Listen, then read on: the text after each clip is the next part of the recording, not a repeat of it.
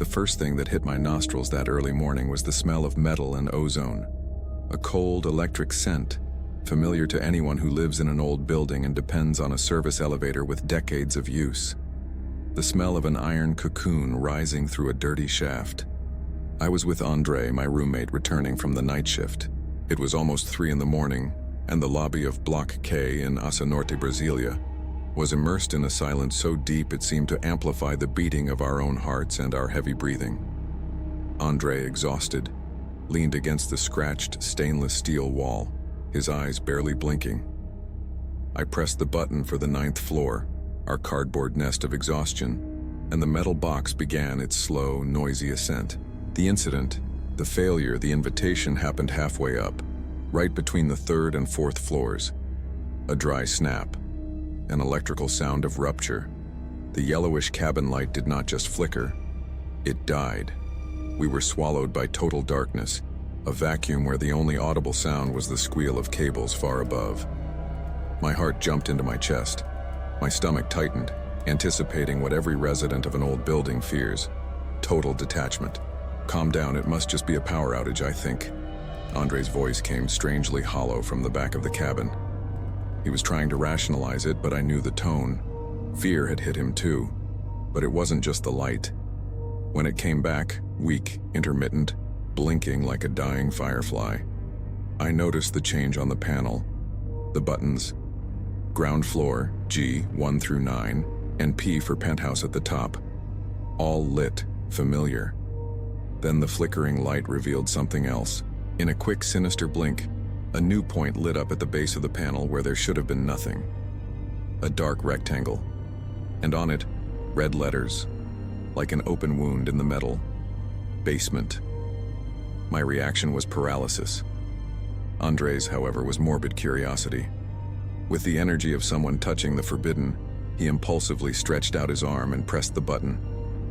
"Are you crazy?" I whispered, feeling panic tighten my throat. I tried to slap the button to deactivate it, to force the system to forget that ghost entry, but it was already too late. The elevator, which had been rising in its usual sluggish way, stopped with a violent jolt. The shock threw us forward. It was not an emergency brake, it was a decision by the machine. "I don't know, man. I've never seen this button. The building is 80 years old, maybe it's some installation error that was never fixed, like a remnant." Andre tried to reason. But his eyes, reflected in the steel of the cabin, looked like 2 full moons of apprehension. We knew every inch of that old building in Asa Norte, Brasília. The structure is simple, basic, standard modernist architecture. Ground floor, shops and lobby, 9 residential floors and a penthouse for water tanks. There is no underground parking. There is no storage area. There is no basement. Period. The elevator began to descend, and it wasn't the smooth, controlled descent to the ground floor. It was a controlled drop, a strange swaying as if the shaft were uneven, filled with debris. Our bodies felt weightless for a moment, our stomachs rising. And then, the odor. No longer just metal and ozone. A cold, metallic smell mixed with ancient mold and something that reminded me of sewage. Water standing for decades. The panel, still flickering, stopped displaying numbers. The floor indicator was in an empty space, between the ground floor and the bottom of the shaft. There was no number, just a darkness where the letter B of the basement button pulsed slowly. We were in a place that did not exist. The sound of the final stop was not the familiar click. It was a dull, metallic thud, muffled. The motor went silent. The smell of rot and the cold intensified drastically, forcing me to cover my nose. And then, with a slow pneumatic hiss, the metal doors opened. What was revealed was not a storage room or a garage. It was a corridor, but not a building corridor. It was a fissure. The floor was cracked, damp concrete. The walls, raw cement, were covered in greenish slime and black mold, with droplets of dirty water running down them. The lighting came from a single distant point, a weak bulb at the end of the passage that barely reached the elevator entrance. The rest was compact darkness. The temperature dropped so much I could see my own breath. It was like stepping into a meat refrigerator forgotten by time. My God! Andre cautiously stepped out of the cabin, his body leaning forward, feeling the air. Despite the exhaustion from work and the shock, I was frozen. My instinct, the one that had kept us alive during the most unsanitary night shifts, screamed, "Close that door!" The corridor was cold and filthy, but what froze my blood was the movement. There, at the far end, silhouetted by that weak post of light, there was something. It was not the shadow of objects or a box. It was a shape. Tall. Very thin. It was motionless except for the fact that it was facing us. Illuminated by the weak light, it looked like a gray silhouette hidden in the darkness, reflecting only its yellow, predatory eyes, waiting in ambush. Andre had barely taken his second foot out of the elevator. His eyes were fixed on that point of penumbra at the end of the corridor, where the silhouette seemed to absorb what little light dared approach. I felt rooted to the cabin floor. I couldn't move. The only thing functioning inside me was my internal scream. Mute, hysterical. The exhaustion from the shift, which had once been a physical pain, turned into a barrier to action. Adrenaline did not propel me. It suffocated me. "Andre, come back." I managed to whisper, but the words came out hoarse, trapped, almost inaudible. The creature did not move, but suddenly I was certain it saw us. Not with the movement of a turning head, but with the weight of a presence focusing. And that was when we noticed the eyes. They were not eyes. They were two deep, empty holes, reflecting the weak cabin light with a sickening intensity, like embers inside a skull. The figure was much taller than anyone I had ever seen. So thin it looked made of bones and stretched skin, a two-dimensional shadow that had gained form and verticality. Andre was still fascinated, or perhaps in shock, unable to retreat. What is that?" he murmured. The creature raised its arm. It was a slow movement, incredibly unnatural, like a dry branch moving against the wind. The hand, which seemed to have fingers far too long and thin, extended toward us, not in a gesture of threat, but of supplication, or at least that was how Andre interpreted it. He began. I didn't have time to respond or to scream or to pull him back. Time simply collapsed. Suddenly, the figure advanced. It was not a walk or a cautious step. It was a fast, silent glide, cutting the distance between us in an alarming way. A gray blur moving on a horizontal plane at a speed that defied the anatomy we had just observed. Panic struck me like lightning. The smell of rot and mold, already unbearable, intensified drastically, now mixing with a sulfurous odor of something that had been buried and was now breathing fresh air for the first time in a very long time. In that micro-instant, my mind processed what Andre's eyes had failed to notice in the black void where the creature's eyes should have been. It was not supplication. It was not despair. It was a cold hunger, a primary, violent need. "Run, Andre!" My scream finally tore through the fetid silence of the basement. My voice, which had been strangled moments before, acted like an electric shock on Andre. He finally broke the trance. His eyes widened, reflecting the sick glow of the cabin. He turned clumsily, stumbling over the threshold of the elevator. The creature was just a few meters from the door. So close we could feel the cold air emanating from it, a freezer-like aura that seemed to absorb the ambient heat. And ours. I reacted on pure instinct, the last fragment of lucidity before hysteria took over. I threw myself at the control panel and slammed the button for our floor. 9. But the elevator, like a wounded animal, did not respond immediately. The door remained open, inviting the thing to enter. I pressed the closed door button repeatedly, pounding the metal in the hope of forcing the old mechanism to obey. The elevator groaned, and to our terror, the figure accelerated. It was no longer gliding. It was crawling, or perhaps running in a way that defied human biomechanics, with long, awkward limbs slapping against the damp concrete. As Andre struggled to get back inside the cabin, I kept hammering the panel. A detail in that moment of absolute terror caught my eye, giving me a micro-validation that I was in control, even if that control was minimal. The yellow emergency light flickered. It wasn't just blinking, it was dimming. Pressing the close door button wasn't closing the door, but for a fleeting second it was draining what little power the cabin had left. It was a panic-induced short circuit. I stopped pounding and with a trembling finger pressed the 9 button again, this time holding it firmly. In my head, the logic was thin but desperate. If the door wouldn't close, the only way for the elevator to move was upward, forcing it out of that non-floor. The creature was almost at the entrance. We could see the pale, almost gray skin stretched over what looked like protruding ribs. The form was so fragile and elongated that, if it weren't for the violent movement, it would have looked like a skeleton wrapped in gauze. The moment the long-fingered hand reached the metal edge, the elevator mechanism finally responded to my command to go up. The doors began to slide shut, slow, far too slow, but inexorable, like the jaws of a closing trap. The creature failed to pull the door back open. Its long fingers squeezed into the gap. It was not a gesture of being trapped. It was a desperate attempt to keep the door open. Its empty eye sockets fixed on me, and I swear I heard a sound. It wasn't a voice, nor a roar. It was a scraping sound, dry and guttural, like fine sand rubbing against glass. A noise of mute desperation that came not from rage, but from a deep and terrible need. The elevator shuddered strangely, trembled, and began its ascent.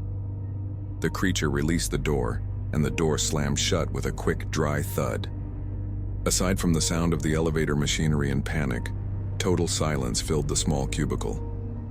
The only thing left in the elevator, along with the smell of mold and rot, was a dark, damp mark at the base of the sliding door. The elevator rose, not in a calm climb back to reality, but in a frantic ascent, a desperate effort by the machine to flee that place. The motor sounded like a heart in tachycardia, and the cables squealed as if they were about to snap. I was crouched in the corner, panting. Andre was standing, leaning against the elevator walls, his eyes fixed on the fissure that had closed. He was pale. The panic of minutes earlier had drained all the color from his face. He wanted to get out, he managed to say, his voice trembling. The hand, it was trying to reach us, but it was trying to hold on. I corrected him, my voice thick. So we wouldn't go up without him. The hand wasn't coming to grab us. It was coming to use the opening. I was beginning to gain a terrible clarity about the gesture. Andre's interpretation of supplication wasn't entirely wrong. The creature's touch on the metal wasn't an attack. It was connection. The sound of sand on glass wasn't a threat. It was the voice of someone who hadn't used a voice in decades, begging. That being hadn't attacked us immediately in the corridor. It moved only after Andre interpreted it as threatening. No matter what it wanted, Andre, we activated something. We went where we shouldn't have, I said. But doubt had already been planted. The creature wasn't a classic horror monster that wanted to consume us. It was a prisoner, and we were its key. The elevator finally stopped with one last jolt on the 9th floor. The yellow emergency light flickered, and, with a welcome click, the normal corridor lights came on, flooding the cabin with a cold but safe glow.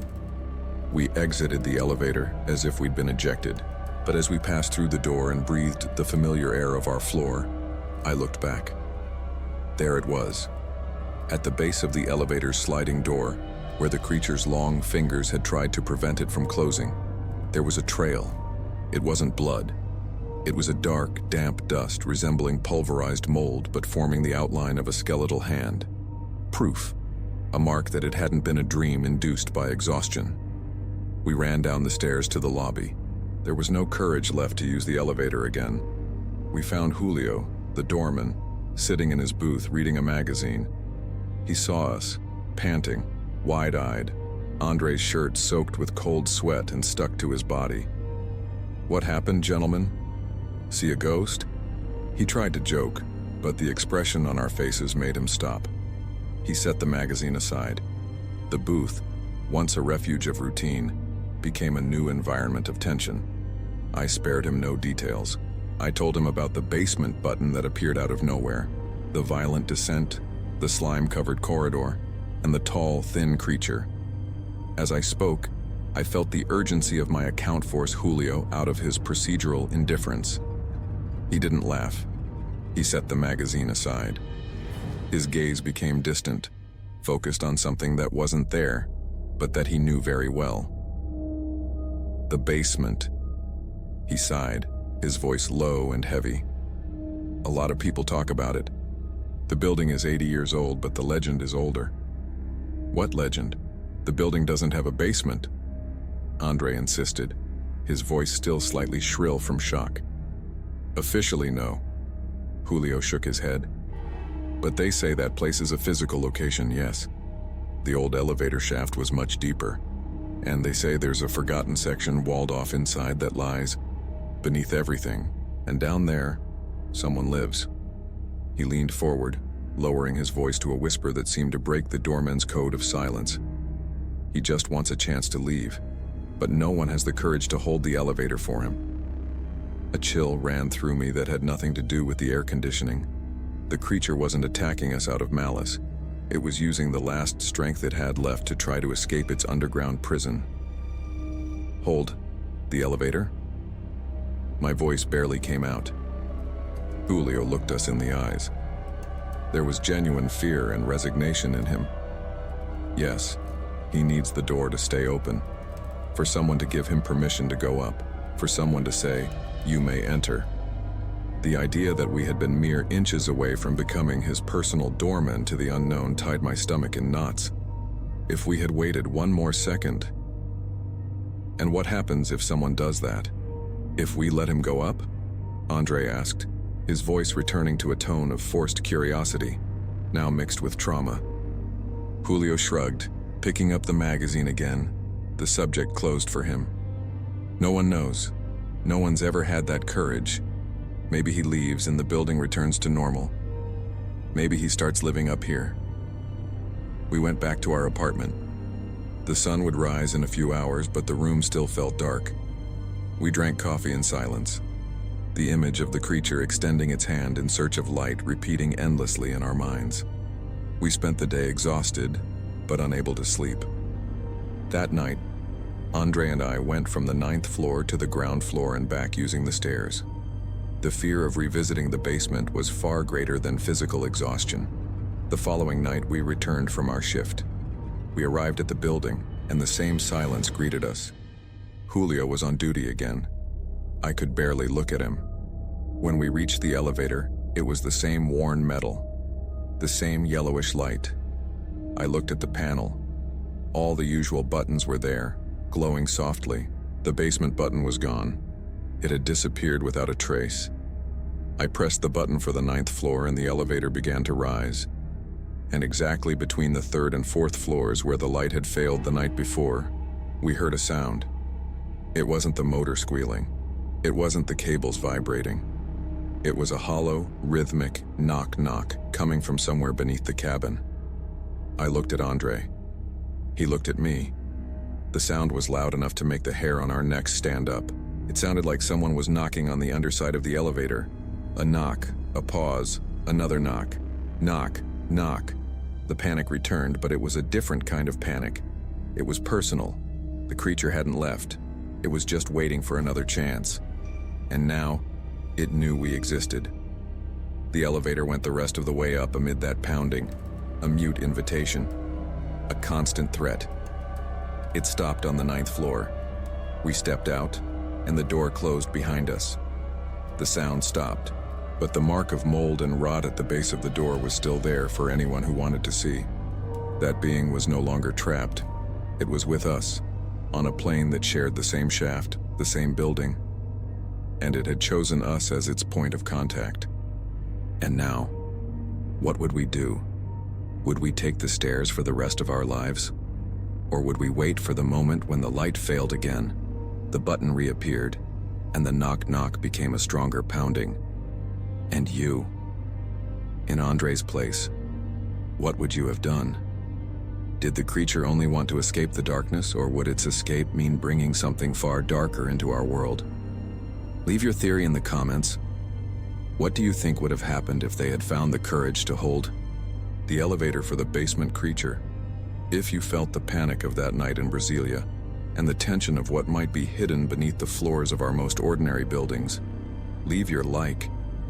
And if you want to keep exploring the most terrifying urban legends and uncover the mysteries hiding in plain sight, subscribe to the channel and turn on the notification bell so you don't miss our next dive into the unknown.